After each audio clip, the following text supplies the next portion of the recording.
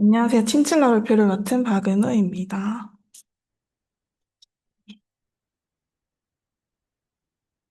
목차는 다음과 같이 구성했습니다. 내용에 들어가기에 앞서서 핵심 개념 두 가지 정도만 설명하겠습니다. 먼저 고퍼라는 모델부터 간단히 소개할 건데요.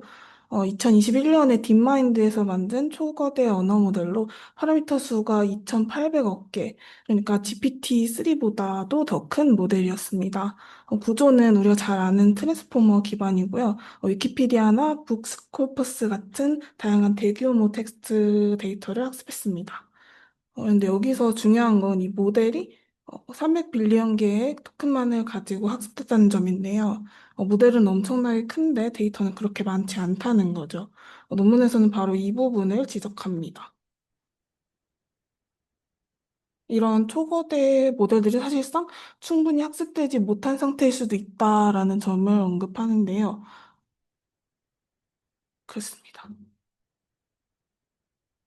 다음은 카플린 모델인데요. 스케일링 법칙을 정리한 논문이라고 보시면 될 것 같습니다. 언어 모델 성능이 네, 모델 크기나 학습 데이터 양에 따라 어떻게 달라지는지를 수학적으로 분석한 첫 번째 논문이라고 하고요. 파라미터 수를 늘릴수록, 학습 토큰을 늘릴수록 손실이 감소함을 관찰했다고 합니다.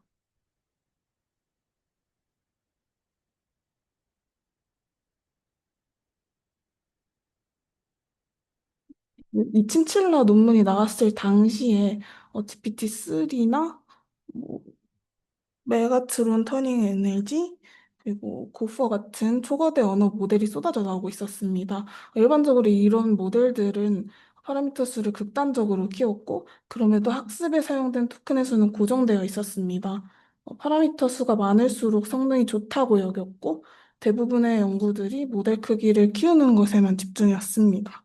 하지만 여기서 논문은 계산 자원이 한정돼 있을 때 무조건 모델을 크게 만드는 게 과연 좋은가? 라는 질문을 던지게 됩니다.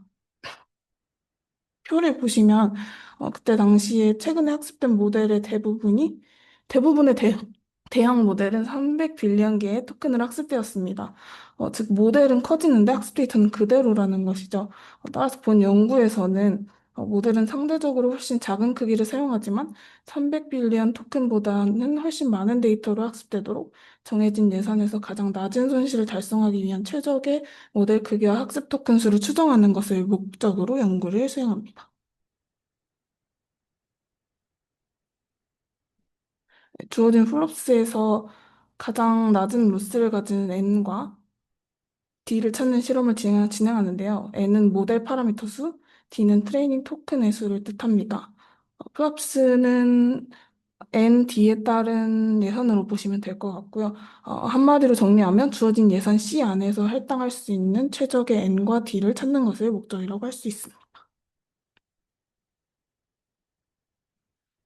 연구하는 사람들이 총 세 가지 서로 다른 방법론을 통해 어떻게 파라미터와 트레이닝 토큰을 구성할지를 정하는데요. 실험은 파라미터 수 조정, 트레이닝 토큰 수 조정, 성능 곡선 확인과 분석으로 최적화의 흐름으로 진행된다고 보시면 될 것 같습니다.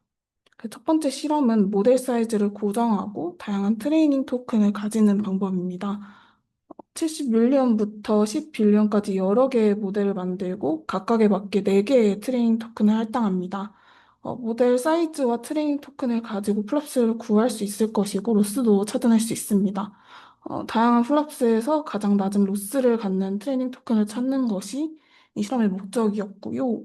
좀 더 자세히 설명을 하자면 왼쪽 그래프에서 각각의 선들이 하나의 모델인데요.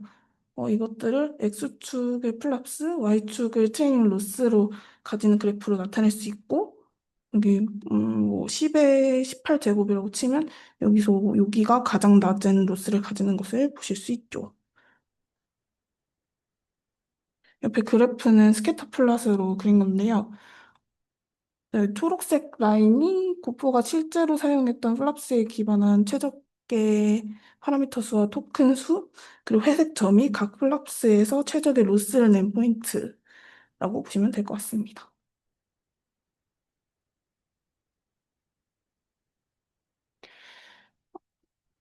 이렇게 상관관계가 보이는데요.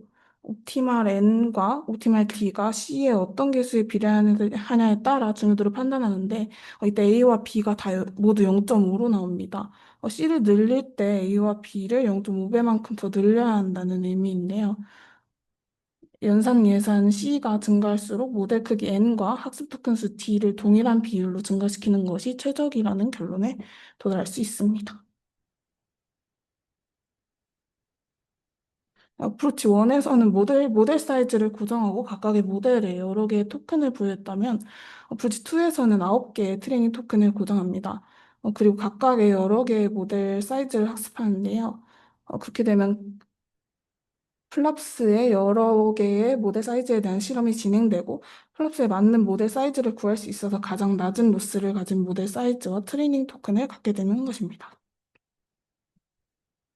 네, 그래프의 선들이 하나의 플랍이고 네, 각각의 점들이 각각 플랍에 있는 하나의 모델로 봐주시면 될 것 같습니다. 여기서 각각 플랍에 대해 가장 낮은 로스를 찾는 것인데요. 마찬가지로 A와 B를 구해보면 A는 0.49, B는 0.51로 앞서 브루치 1에서 구한 것과 거의 동일한 결과를 보여주고 있습니다. 브루치 3는 브루치 1과 2의 결과를 가지고 활용해서 파라메트릭 로스 펑션을 정의하는 건데요.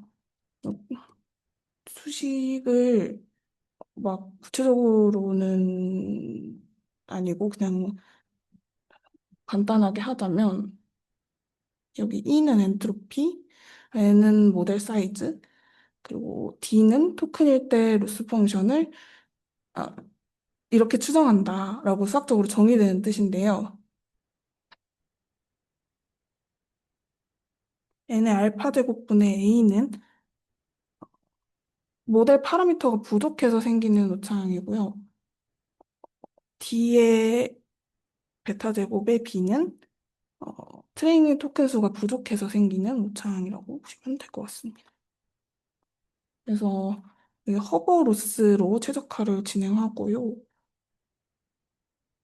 피팅된 값을 활용해서 G를 구성하게 되면 G는 여기 오른쪽처럼 이렇게 형성되어서 우리가 실험적으로 구하는 G를 통해 A, B를 정의할 수 있게 됩니다. 그래서 A, B를 구하면 A는 0.46, B는 0.54로 두 가지 이 앞에서 했던 두 가지 접근 방식과 유사한 결론을 도출할 수 있었는데요. 네, 여기서는 B가 조금 더 큰 결과를 보이고 있기는 합니다. 실험은 이렇게 진행됐고요. 이렇게 위에 세 가지 결과를 살펴보면 모두 비슷한 정도를 나타내고 있습니다. 실험 3에서는 모델 사이즈보다 트레이닝 토큰이 조금 더 높긴 하지만 모두 비슷한 수치를 보이고 있었습니다. 그리고 앞에서 말했던 카플란과 비교하면 크게 다른 모습을 보이는 걸 확인할 수 있습니다. 밑에는 쿠퍼와 비교할 수 있는데요. 쿠퍼가 280빌리언의 모델인데 280빌리언. 최적으로 학습될 플랍스는 쿠퍼보다 17배가 많고 트레이닝 토큰은 0.9 트릴리온이 필요합니다. 근데 실제 쿠퍼에서는 트레이닝 토큰을 300밀리언 사용했다고 보면 쿠퍼는 제대로 학습하기 위해서 20배 정도는 더 필요하다는 것을 알 수 있습니다. 그래서 쿠퍼 같은 LLM 모델들이 언더 트레인 되었을 수 있다는 가능성을 여기서 보여주고 있습니다. 또 고퍼랑 같은 플락스를 가지는 것을 보면 여기는 67빌리언의 파라미터를 가져야 합니다. 도커가 280이니까 대략 4분의 1, 토큰을 보면 1.5 트릴리온, 대략 5배 정도가 더 필요하다는 것을 볼 수 있습니다. 그래서 이런 실험들을 통해서 기존 모델들은 언더트레인되어 있을 수 있다는 가능성이 높다는 것을 확인할 수 있었습니다.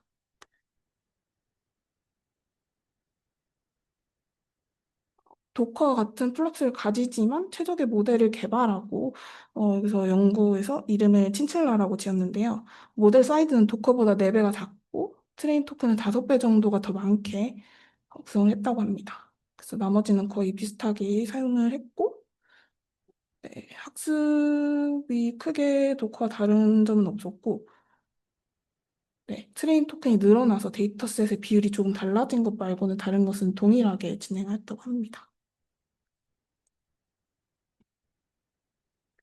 이렇게 해서 결과는 뭐 도커보다 훨씬 다 좋더라 정도의 내용으로 나왔는데요.